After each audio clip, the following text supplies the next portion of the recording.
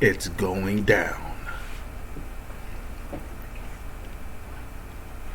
Shalom. First and foremost, giving all praises, honor, glory, respect, and blessings to Yahweh, Ba'ashem, Yahweh Shai, Ba'ashem, Rakha Kwadash. Salutations to the Lord's elect on the four corners of the earth, pushing this truth and sincerity while patiently waiting for Yahweh Shai's return. And as always, I would like to give double honors to our apostles and elders of Great Millstone, which have taught us everything we know through the spirit and power of Yahweh, Ba'ashem, Yahweh Shai. And welcome to another series of It's Going Down, being brought to you by the spirit and power of Yahweh, Ba'ashem, Yahweh Shai, Yahweh Shai. It says Germany warns against escalation between Russia and NATO, and this could be due to a recent situation that happened where a missile has struck Poland, killing 2 people. So pretty much, the blame was going to go on Russia, but then Biden came out and said, no, it wasn't Russia, it was Ukraine. So, now Ukraine is being put on the forefront as being responsible for this missile that hit Poland. But the point is that nobody wants to own up to, where the missile came from. So it says the public has good reason to be concerned, Chancellor Olaf Scholz admitted. It says the West should do its best to prevent an escalation between Russia and NATO. German Chancellor Olaf Scholz said on Saturday, while stressing his belief that it is necessary to continue providing Ukraine with arms to fight Russia. Speaking at a conference of the Social Democratic Party in southern German city of Friedrichshafen, Scholz claimed that many people are scared and have reasons for it. But if you're a brother in this truth, you ain't got no reason to be scared, okay? Like Yahweh Shai said in Matthew's the 24th chapter in the 6th verse. He says, see that ye be not troubled, for all these things must first come to pass, but the end is not yet. You see, but these heathens, they have a reason to be scared, because there's no hope of salvation for them. And they know that once the Lord take their ass out of power, they're going right into slavery, starting with the so-called elites that run this society through their monetary banking system. While pledging to continue supporting Ukraine militarily, he noted that Western countries should be concerned that there is no escalation that could lead to a war between Russia and NATO, except the situation that happened with Poland. It is important to act prudently and decisively at the same time, he added.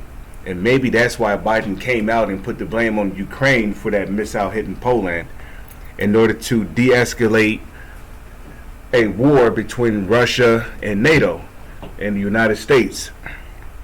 Because at the end of the day, you American soldiers, you don't want no smoke with Russia.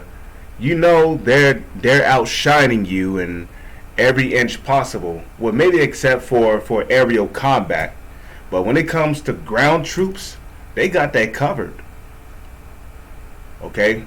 The best America has is its Navy, which really boils down to their flight power through their military jets and their naval ships.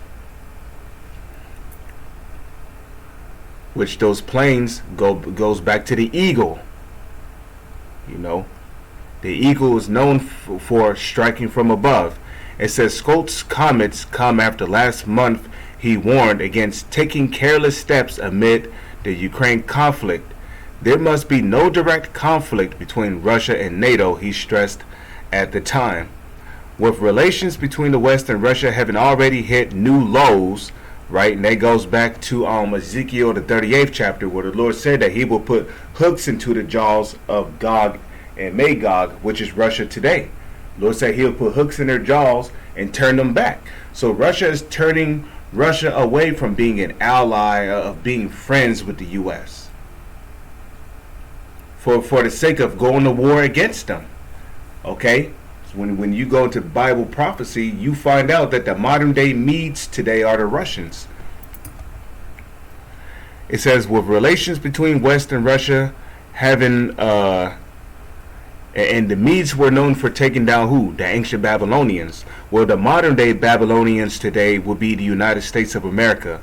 With relations between the West and Russia having already hit new lows after Moscow started its military operation in Ukraine, fears of a direct clash between Russia and NATO were recently triggered by a missile landing in a Polish village close to the Ukrainian border.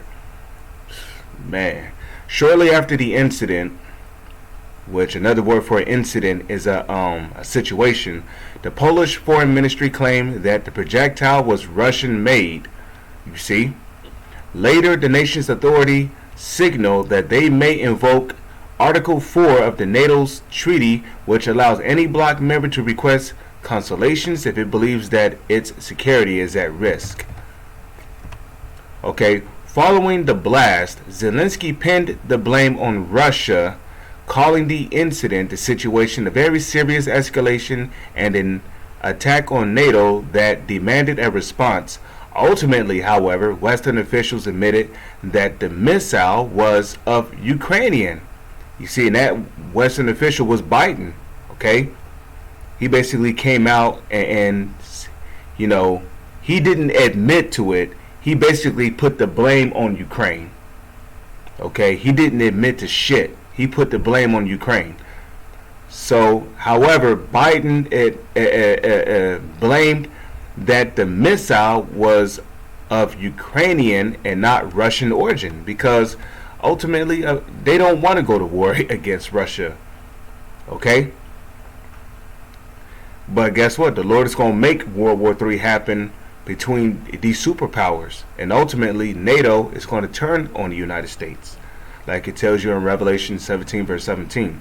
The Russian Defense Ministry denied any involvement in the incident, saying its military experts had analyzed the photos from the scene and identified the debris as part of an S-300 air defense system missile used by Ukraine. Come on, man. But who gave Ukraine those S-300 missiles? The United States did. Anyways, Germany, along with many other Western countries, have been providing Ukraine with military hardware, including Gepard anti-aircraft guns, Mars 2 multiple rocket launchers, and the IRIS-T air defense system. Moscow has repeatedly warned that weapons shipments will only prolong the Ukraine conflict, and well, even to this very day, the Ukraine conflict is still going on. So Matthew chapter 24 verse 6, and ye shall hear of wars and rumors of wars. That's what we're hearing of here. So Yahushua, who the world ignorantly calls Jesus, prophesied that these things will happen in the latter days. And how do we know that it's talking about the latter days? Well, because when you scroll up here to Matthew's chapter 24, right, verse 3, show you that it's talking about the latter days. And as Yahushua sat upon the Mount of Olives, the disciples came unto him privately, meaning in secret, saying, tell us, when shall these things be? And what shall be the sign of thy coming? What coming? His coming in the last days. And what shall be what shall be the sign of thy coming and of the end of the world? Okay, who's the end of the world? Well, let's go to 2nd Esdras, chapter 6, verse 7. I believe it's 6 verse 7. Okay, it says, then answered I and said, what shall be the parting asunder of the times? Or what shall be the end of the first? Okay, who came out of Rebekah's womb first? Esau did. What shall be the end of the first and the beginning of it that followeth? Jacob is the beginning You know, he's basically the second one to come out of Rebecca's womb, which Jacob represents the beginning. The beginning of what? A new righteous world, which is going to start with Yahushua when he makes his second return in this generation. And he said unto me, from Abraham unto Isaac, when Jacob and Esau were born of him, born of who? Born of Isaac. Jacob's hand held first the heel of Esau. Okay. For Esau is the end of the world. You see? So who's in rulership today? Who has control over the entire world? Because the end of the world represents the last days. And we are in the last days. Who has control over the entire world through the last days in today's time? The Edomites do. And that's starting with the so-called elites, trickling down to the rest of their elite families. The Rothschilds, the Rockefellers, they're the ones that have control over the entire planet through their monetary banking systems.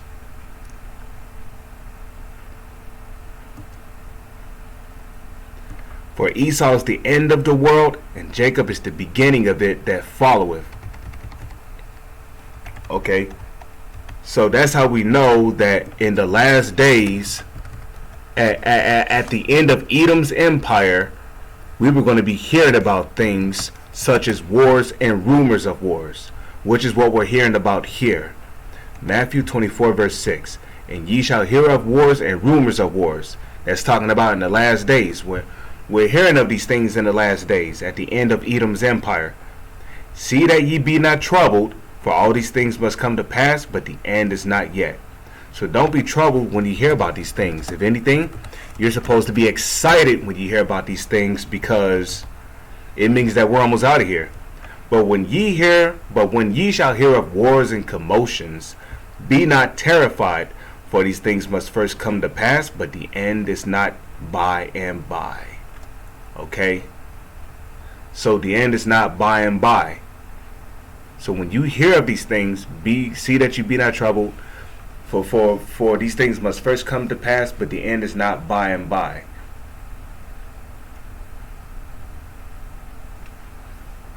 So with that, I'm going to say shalom, is on to the next one.